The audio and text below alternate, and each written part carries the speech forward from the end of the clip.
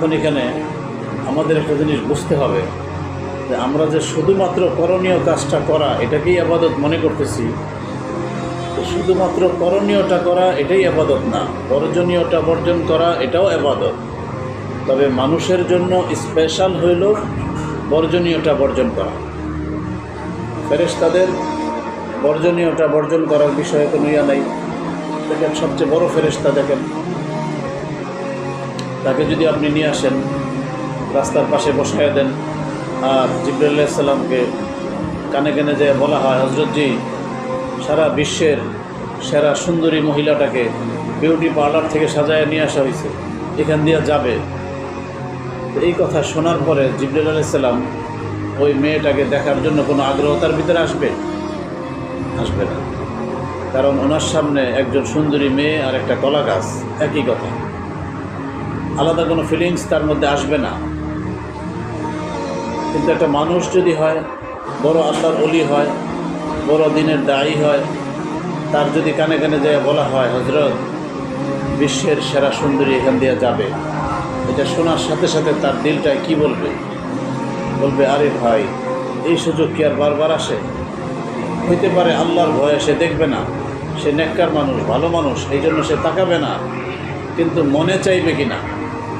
অবশ্যই তার মনে চাইবে। যদি কেউ বলে যে না আমার মনেই চাইতো না, তাহলে মিথ্যা কথা।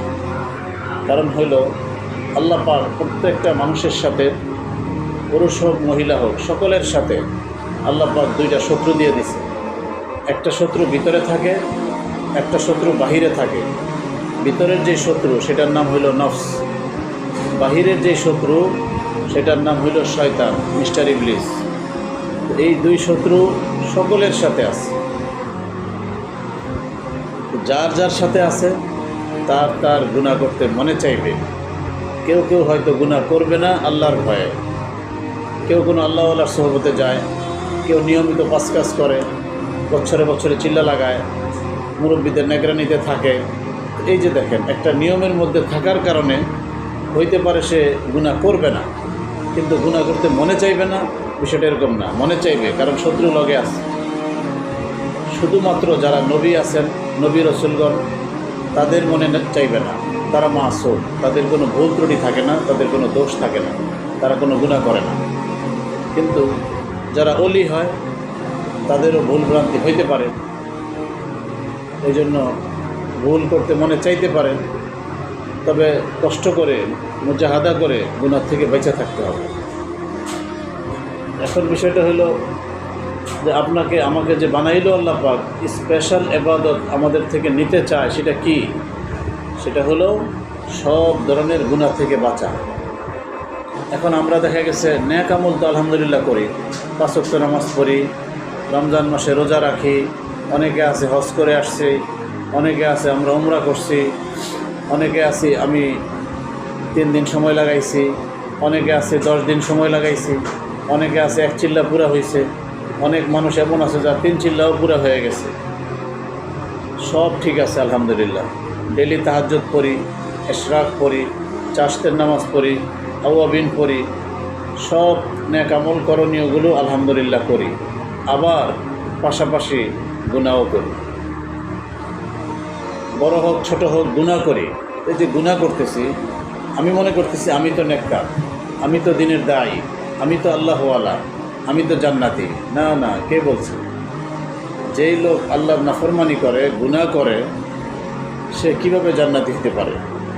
এখন এখানে একটা বিষয় আপনারা বুঝবেন, সেটা হলো যারা নিয়মিত নামাজ ঠিকমতো পড়ি, কোরআন তেলাওয়াত করি, জিকির আজকার করি, অন্য মা বোনদেরকে পাইলে বসে ইমানি কথা আলোচনা করি, ইমানি দাওয়াত দেই, সময় পেলে আল্লাহর রাস্তায় বের হই নিজের মাহরাম পুরুষ নিয়ে, এরকম যারাই আছে, আমরা যদি এরকম হয় যে আবার সুযোগ পাইলে ফাঁকে ফাঁকে গুনাহও করি, মনে করেন অ্যান্ড্রয়েড মোবাইল আছে, মোবাইল নিয়ে বসছি যে কোনো একজন আলেমের বয়ান শুনবো, মনে করেন আমাদের কাকরাইলে মুরব্বী হযরত মাওলানা জুবায়ের শাহ হুজুর দামাত বরকাতুহুর বয়ান শোনার জন্য মোবাইলে ঢুকলাম। আমি ঢুকে বয়ান শোনা শুরু করলাম।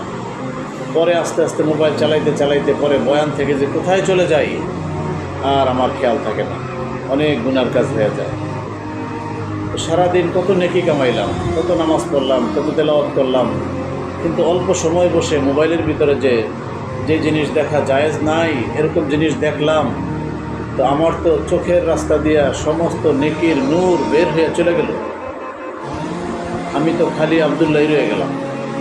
কি হইল আমার বলেন?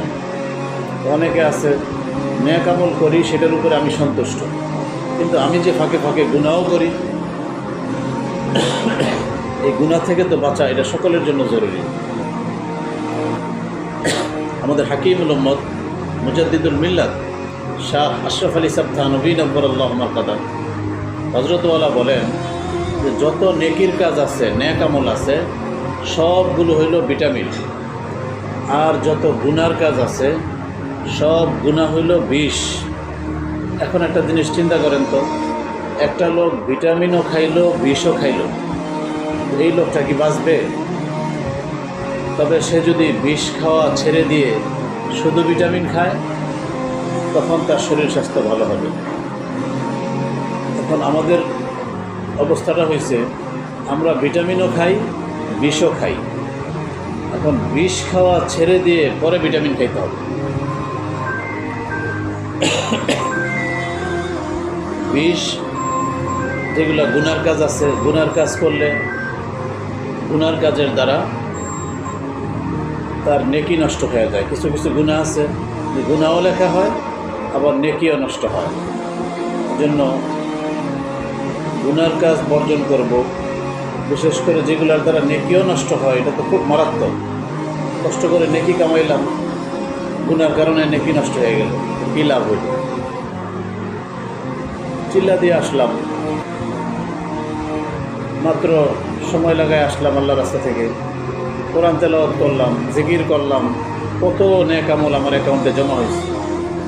এখন এক জায়গায় বসছি, 2-3 জন মা বোন একসাথে বসে কথা বলতেছি, এর মধ্যে দেখা গেল আমি কোনো এক ব্যক্তির দোষ নিয়ে এখানে আলোচনা করা শুরু করলাম যে ভাবি জানেন অমুকে তো এই করছে।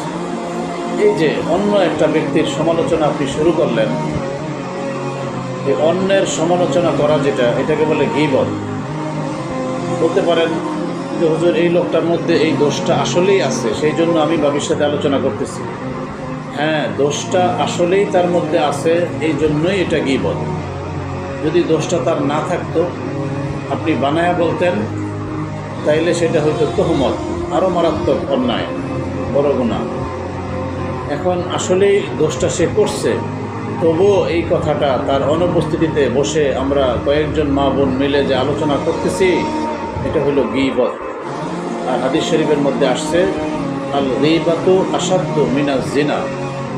কেউ গীবত করলো, কারো সমালোচনা করলো, তার আমল নামায় জেনার চাইতে বড় গুনাহ লেখা হয়, আবার তার নেকিও নষ্ট হয়।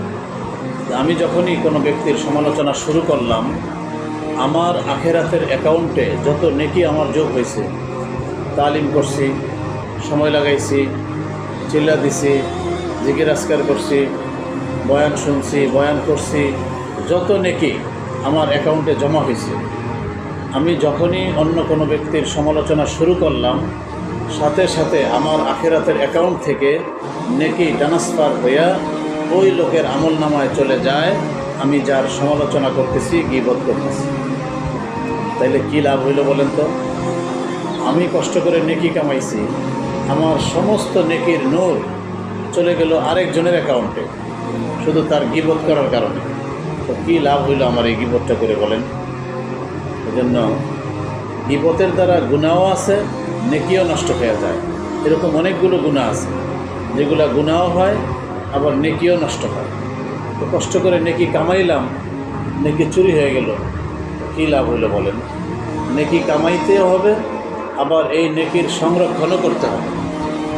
একবার বললাম সুবহানাল্লাহ, কতগুলো নেকি হইল। এখন এই নেকি আমার সংরক্ষণে থাকতে হবে না, যদি চুরি হয়ে যায়। জন্য আমাদের নেকি চুরি করে দেওয়ার জন্য আমাদের পিছনে শত্রু লাগানো আছে, সতর্ক থাকতে হবে, খুব সতর্ক, যেন কোনোভাবে নেকি নষ্ট না হয়। গুনার দ্বারা নেকি নষ্ট হয়ে যায়। এজন্য চেষ্টা করতে হবে যে আমি গুনাহ থেকে বাঁচব, গুনার কাজ করব না, নেকির কাজ করা সহজ, গুনাহ থেকে বাঁচা কষ্ট। মনে চাইছে হজ করবে, টাকা ব্যবস্থা হয়েছে, হজ করে ফেলছে। রমজান মাস আসছে, তো নিয়ত করছে রোজা সবগুলো রাখবো, তো মাশাআল্লাহ রেখে ফেলছে। কিন্তু নিয়ত করছে যে আজকে থেকে আর মোবাইলের ভিতরে টিকটক দেখবো না, আজকে থেকে মোবাইলে আর ফেসবুক চালাইবো না, ইউটিউবের মধ্যে যাইবো না, পুরুষ মানুষকে মোবাইলের মধ্যে দেখবো না। কিন্তু এই নিয়ত সকালে একবার করে, বিকালে একবার করে, আবার যেই সেই দেখতেই থাকে। তো কেমন হলো বিষয়টা? করতে পারতেছি না। যদি গুনাহ থেকে বাঁচতে না পারি, নেকি তো অনেক কামাইতেছি মাশাআল্লাহ, কিন্তু গুনাহ থেকে বাঁচতে পারতেছি না। তো গুনাহ থেকে না বাঁচতে পারার কারণে নেকি নষ্ট হয়ে যেতেছে। দুনিয়া থেকে দেখা যাবে এমন একটা সময় সে যাবে, ইমান নিয়ে যেতে পারবে না, ইমান হারা হয়ে যাবে।